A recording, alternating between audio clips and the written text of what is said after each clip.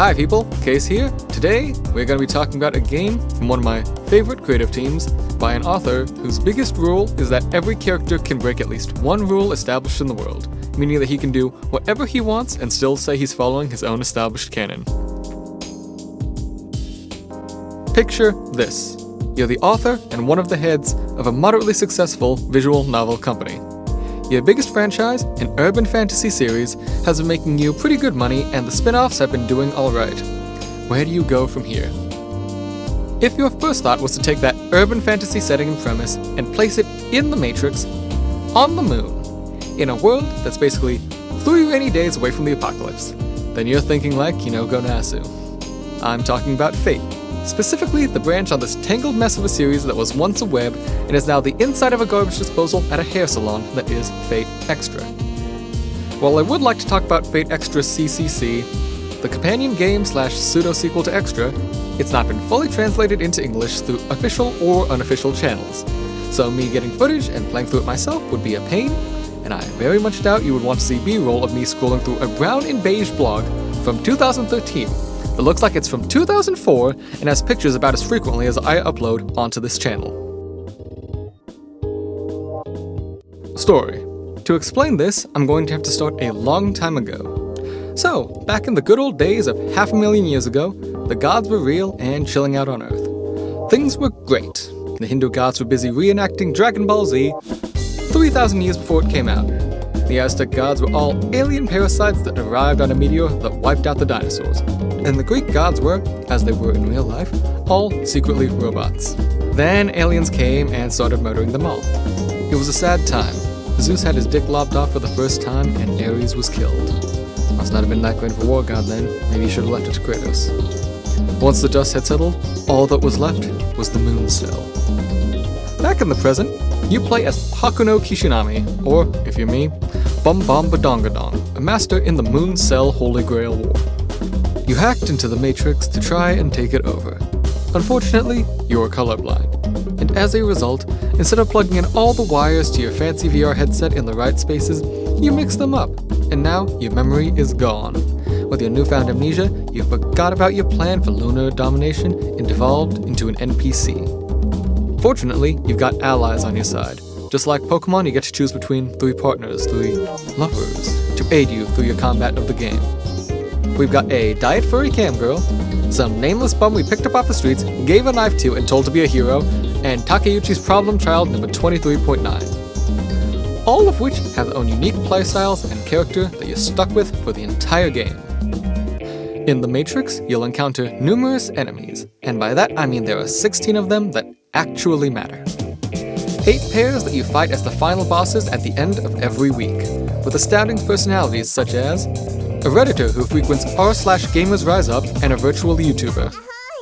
The Knight from Indiana Jones 3, who is just about as useful to the plot as he was in the film, and a British version of our own homeless teammate who was given a bow instead of a knife and told to eat the rich.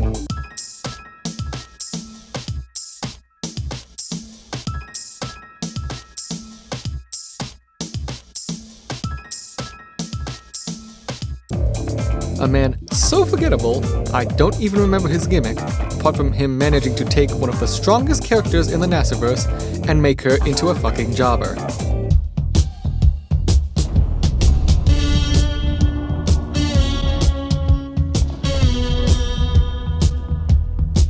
Agent 47, but he found the secret to growing out his hair, and his partner, who's actually one of the scariest people in the world of myths, demigods, and legends, a dude who just punches you to death.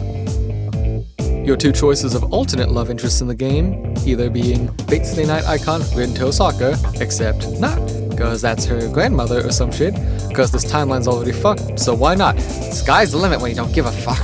Or an Atlesian homunculus with less personality than Plank from Ed, Edd n Eddy. Jeff Bezos' child and his companion who studied the blade while you were out studying how any bit of the setting makes sense. And lastly, we've got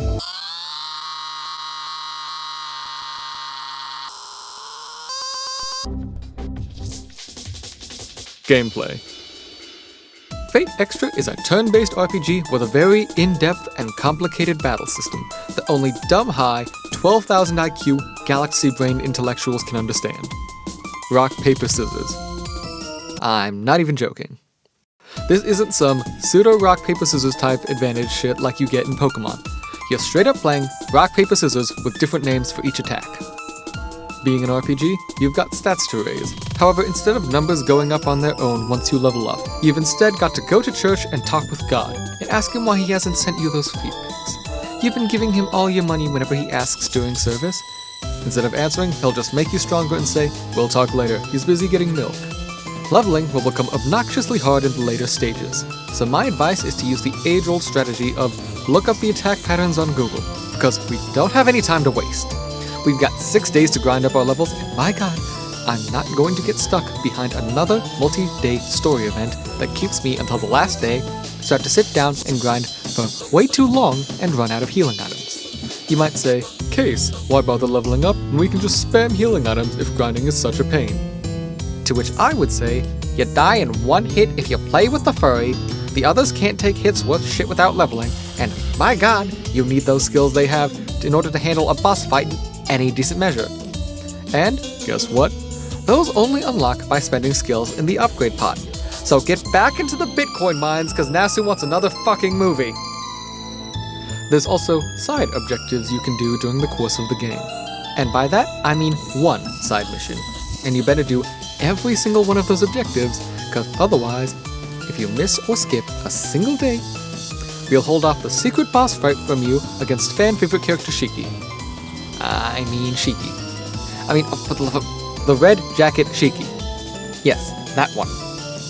But only on a second playthrough, because you'll definitely willingly subject yourself to a second wave of this game's bullshit grinding.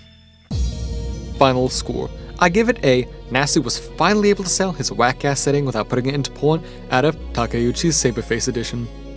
Play it, watch it, enjoy the story. Or, if you're patient, wait for Fate Extra Record to come out and play the game with more modern gameplay additions. If you can speak Japanese, try Fate Extra CCC, the alternative universe spin-off story of this already alternative universe spin-off with an entirely different storyline, new characters to play and meet, and a better UI. More videos to come? Eventually. Maybe I'll break from the cycle that lets me post videos for a month and die for half a year? Maybe not. Until then, see you next time.